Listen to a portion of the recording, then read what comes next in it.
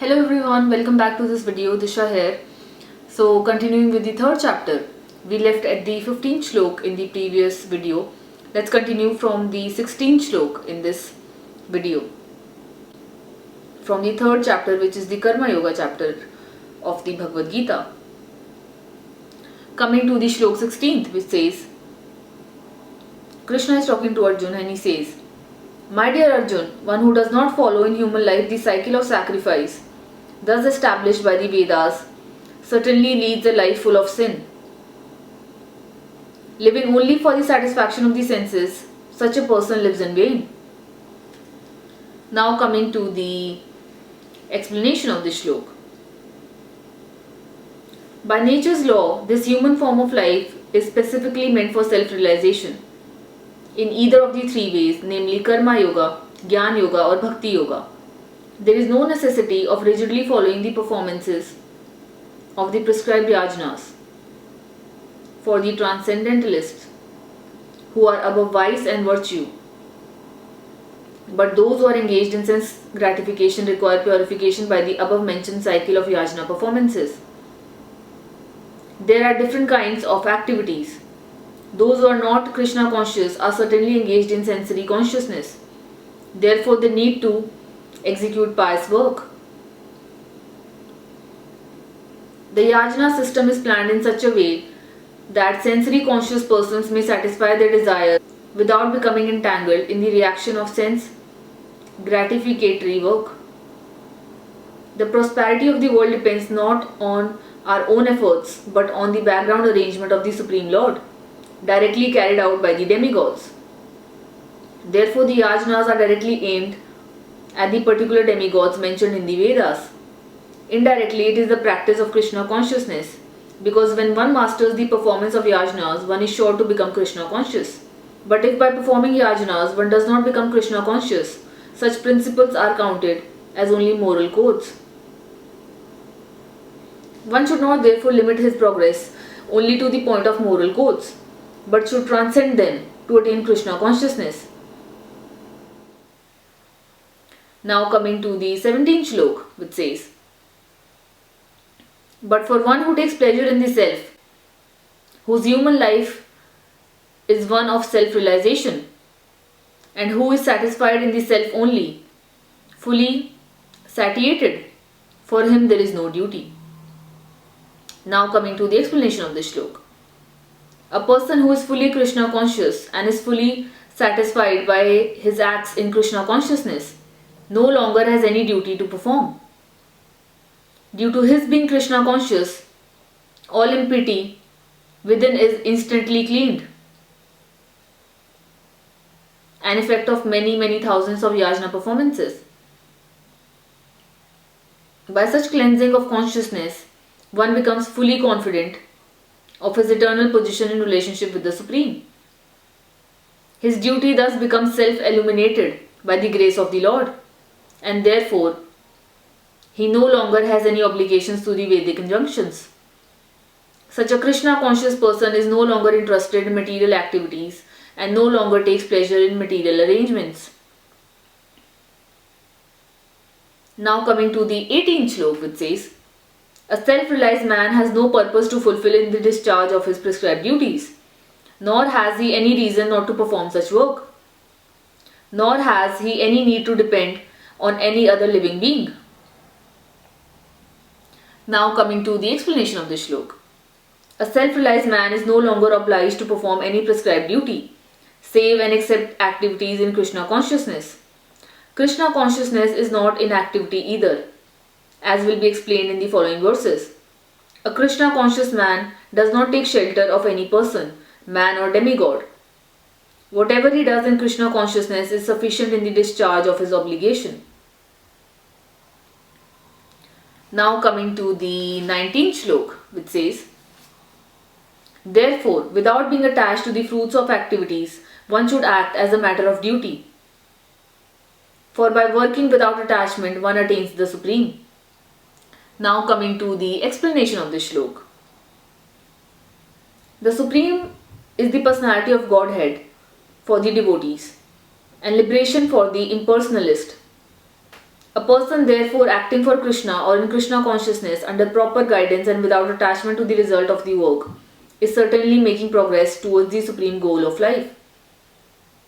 Arjun is told that he should fight in the battle of Kurukshetra for the interest of Krishna because Krishna wants him to fight.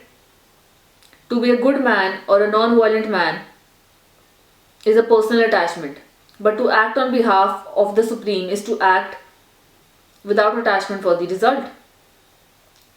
That is perfect action of the highest degree, recommended by the Supreme Personality of Godhead Sri Krishna. Vedic rituals like prescribed sacrifices are performed for purification of impious activities that were performed in the field of sense gratification. But action in Krishna consciousness is transcendental to the reactions of good or evil work. A Krishna conscious person has no attachment for the result but acts on behalf of Krishna alone. He engages in all kinds of activities but is completely non-attached.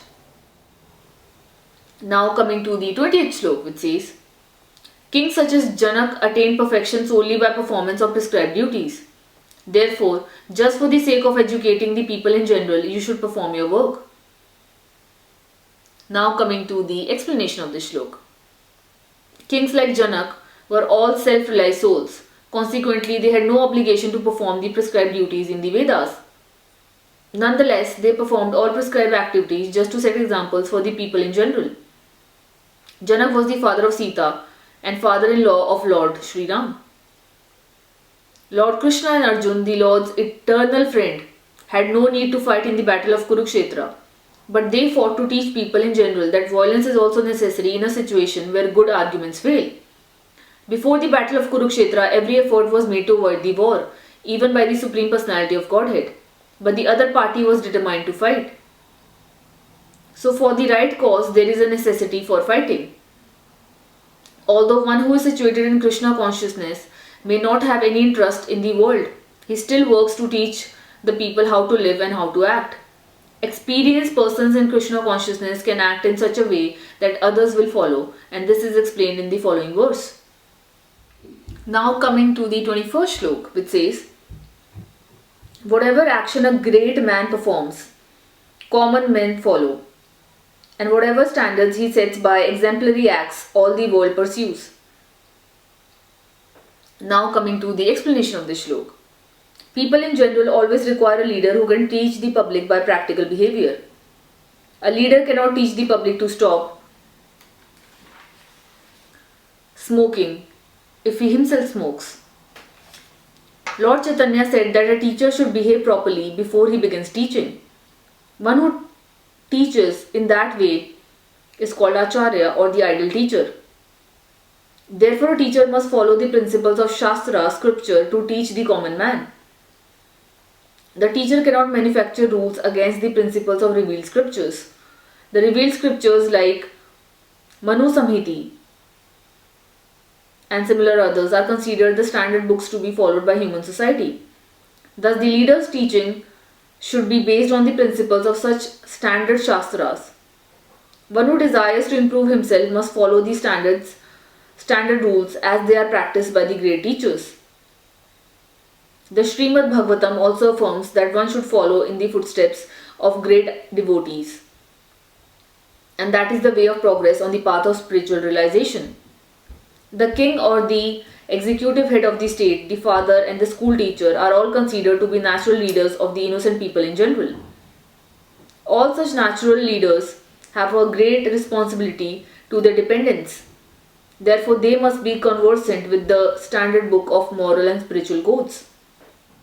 Now coming to the 22nd shlok, which says, O son of Partha, there is no work prescribed for me within all the three planetary systems. Nor am I in want of anything, nor have I a need to obtain anything, and yet I am engaged in prescribed duties. Now coming to the explanation of this shlok. The Supreme Personality of Godhead is described in the Vedic literature as follows. The Supreme Lord is the controller of all other controllers, and he is the greatest of all the diverse planetary leaders. Everyone is under his control. All entities are delegated with particular power only by the Supreme Lord. They are not supreme themselves. He is also worshipable by the demigods and is the supreme director of all directors. Therefore, he is transcendental to all kinds of material leaders and controllers and is worshipable by all. There is no one greater than him, and he is the supreme cause of all causes. He does not possess a bodily form like that of an ordinary living entity. There is no difference between his body and his soul. He is the Absolute. All his senses are transcendental. Any one of his senses can perform the action of any other sense. Therefore, no one is greater than him or equal to him. His potencies are multifarious, and thus his deeds are automatically performed as a natural sequence. Since everything is in full opulence in the personality of Godhead and is existing in full truth, there is no duty for the Supreme Personality of Godhead to perform. One who must receive the results of work has some designated duty, but one who has nothing to achieve within the three planetary systems certainly has no duty. And yet Lord Krishna is engaged on the battlefield of Kurukshetra as the leader of the Kshatriyas, because the Kshatriyas are duty bound to give protection to the distressed. Although he is above all the regulations of the revealed scriptures, he does not do anything that violates the revealed scriptures. Now coming to the 23rd slok, which says, "For if I have failed to engage in carefully performing prescribed duties, O Partha, certainly all men would follow my path." Now coming to the explanation of this slok. In order to keep the balance of social tranquility for progress in spiritual life, there are traditional family usages meant for every civilized man. Although such rules and regulations are for the conditioned souls and not Lord Krishna, because he descended to establish the principles of religion, he performed the prescribed rules. Otherwise, common men would follow in his footsteps because he is the greatest authority. From the Srimad Bhagavatam, it is understood that Lord Krishna was performing all the religious duties at home and out of home as required of a householder. Now coming to the 24th slok, which says, "If I did not perform prescribed duties, all these worlds would be put to ruination. I would be the cause of creating unwanted population, and I would thereby destroy the peace of all living beings." Now coming to the explanation of this slok. One sankara is unwanted population which disturbs the peace of the general society.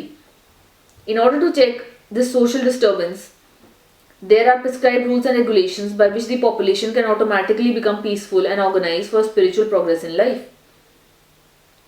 When Lord Krishna descends, naturally he deals with such rules and regulations in order to maintain the prestige and necessities of such important performances.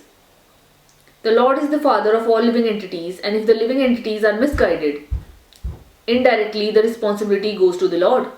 Therefore, whenever there is general disregard of regulative principles, the Lord himself descends and corrects the society. We should, however, note carefully that although we have to follow in the footsteps of the Lord, we still have to remember that we cannot imitate him. Following and imitating are not on the same level. We cannot imitate the Lord by lifting Govardhan hill as the Lord did in his childhood. It is impossible for any human being. We have to follow his instructions, but we may not imitate him at any time. The Srimad Bhagavatam affirms, one should simply follow the instructions of the Lord and his empowered servants. Their instructions are all good for us, and any intelligent person will perform them as instructed. We should always consider the position of the Iswaras, or those who can actually control the movements of the sun and the moon, as superior. Without such power, one cannot imitate the Iswaras, who are super powerful. The 25th slok, which says, "As the ignorant perform their duties with attachment to results, the learned may similarly act, but without attachment, for the sake of leading people on the right path." A person in Krishna consciousness and a person not in Krishna consciousness are differentiated by different desires. A Krishna conscious person does not do anything which is not conducive to development of Krishna consciousness. He may even act exactly like the ignorant person, who is too much attached to material activities. But one is engaged in such activities for the satisfaction of his sense gratification, whereas the other is engaged for the satisfaction of Krishna. Therefore, the Krishna conscious person is required to show the people how to act and how to engage the results of action for the purpose of Krishna consciousness. Now coming to the 26th slok, which says, so as not to disrupt the minds of ignorant men attached to the fruitive results of prescribed duties. A learned person should not induce them to stop work. Rather, by working in the spirit of devotion, he should engage them in all sort of activities for the gradual development of Krishna consciousness. Now coming to the explanation of the shlok. That is the end of all Vedic rituals. All rituals, all performances of sacrifices and everything that is put into the Vedas, including all direction for material activities, are meant for understanding Krishna, who is the ultimate goal of life. But because the conditioned souls do not know anything beyond sense gratification, they study the Vedas to that end. But through fruitive activities and sense gratification regulated by the Vedic rituals, one is gradually elevated to Krishna consciousness. Therefore, a realized soul in Krishna consciousness should not disturb others in their activities or understanding. But he should act by showing how the results of all work can be dedicated to the service of Krishna. The learned Krishna conscious person may act in such a way that the ignorant person working for sense gratification may learn how to act and how to behave. Although the ignorant man is not to be disturbed in his activities, a slightly developed Krishna conscious person may directly be engaged in the service of the Lord without waiting for other Vedic formulas. For this fortunate man, there is no need to follow the Vedic rituals, because by direct Krishna consciousness one can have all the results one would otherwise derive from following one's prescribed duties. Now coming to the 27th shlok, which says, the spirit soul bewildered by the influence of false ego thinks himself the doer of activities that are in actuality carried out by the three modes of material nature. Now coming to the explanation of this shlok. Two persons, one in Krishna consciousness and the other in material consciousness, working on the same level may appear to be working on the same platform, but there is a wide gulf of difference in their respective positions. The person in material consciousness is not convinced by false ego that he is the doer of everything. He does not know that the mechanism of the body is produced by material nature, which works under the supervision of the Supreme Lord. The materialistic person has no knowledge that ultimately he is under the control of Krishna. The person in false ego takes all credit for doing everything independently, and that is the symptom of his knee signs. He does not know that this gross and subtle body is the creation of material nature under the order of the Supreme Personality of Godhead, and as such his bodily and mental activity should be engaged in the service of Krishna in Krishna consciousness. The ignorant man forgets that the Supreme Personality of Godhead is known as Harsikesa, or the master of the senses of the material body. For due to his long misuse of the senses and sense gratification, he is factually bewildered by the false ego, which makes him forget his eternal relationship with Krishna. Now coming to the 28th shlok, which says, one who is in knowledge of the absolute truth, O mighty armed, does not engage himself in the senses and sense gratification, knowing well the difference between work in devotion and work for fruitive results. Now coming to the explanation of this shlok. The knower of the absolute truth is convinced of his awkward position in material association. He knows that he is part and parcel of the Supreme Personality of Godhead Krishna, and that his position should not be in material creation. He knows his real identity as part and parcel of the Supreme, who is eternal bliss and knowledge, and he realizes that somehow or other he is entrapped in the material conception of life. In his pure state of existence, he is meant to dovetail his activities in devotional service to the Supreme Personality of Godhead, who is Krishna. He therefore engages himself in the activities of Krishna consciousness and becomes naturally unattached to the activities of the material senses, which are all circumstantial and temporary. He knows that his material condition of life is under the supreme control of the Lord. Consequently, he is not disturbed by all kinds of material reactions, which he considers to be the mercy of the Lord. According to Srimad Bhagavatam, one who knows the absolute truth in the three different features, namely Brahman, Paramatma and the Supreme Personality of Godhead, is called Tattvavit, for he knows also his own factual position in relationship with the Supreme. Now coming to the 29th shlok, which says, bewildered by the modes of material nature, the ignorant fully engage themselves in material activities and become attached. But the wise should not unsettle them, although these duties are inferior due to the performance lack of knowledge. Now coming to the explanation of this shlok. Persons who are unknowledgeable falsely identify with gross material consciousness and are full of material designations. This body is a gift of the material nature, and one who is too much attached to the bodily consciousness is called manda, or the lazy person without understanding of spirit soul. Ignorant men think of the body as the self. They accept bodily connections with others as kinsmanship. The land in which the body is obtained is their object of worship, and they consider the formalities of religious rituals to be ends in themselves. Under the spell of such designations, they are always busy in the material field. For them, spiritual realization is a myth, and so they are not interested.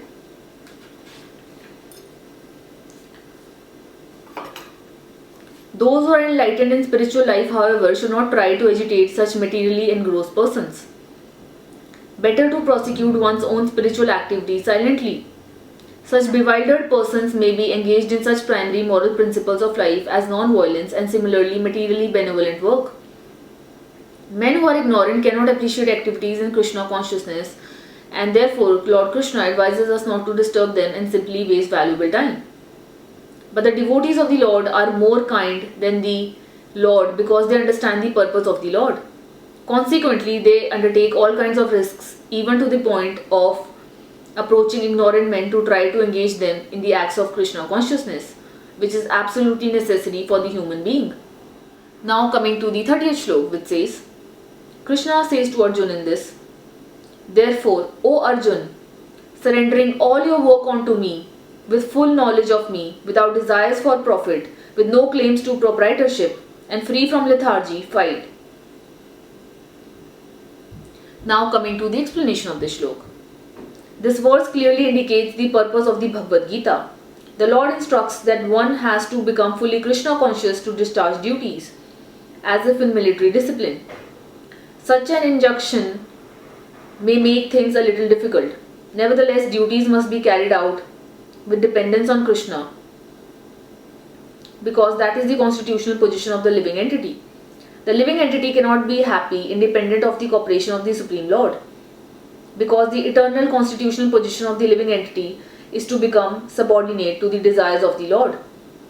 Arjun was therefore ordered by Sri Krishna to fight as if the Lord were his military commander. One has to sacrifice everything for the goodwill of the Supreme Lord, and at the same time discharge prescribed duties without claiming proprietorship. Arjun did not have to consider the order of the Lord. He had only to execute his order. The Supreme Lord is the soul of all souls. Therefore, one who depends solely and wholly on the Supreme Soul without personal consideration, or in other words, one who is fully Krishna conscious, is called Adhyatma Setas. Nirasi means that one has to act on the order of the master but should not accept fruitive results. The cashier may count millions of dollars for his employer, but he does not claim a cent for himself. Similarly, one has to realize that nothing in this world belongs to any individual person, but that everything belongs to the Supreme Lord. That is the real purport of Mai, or onto me. And when one acts in such Krishna consciousness, certainly he does not claim proprietorship over anything. This consciousness is called Nirmama, or nothing is mine.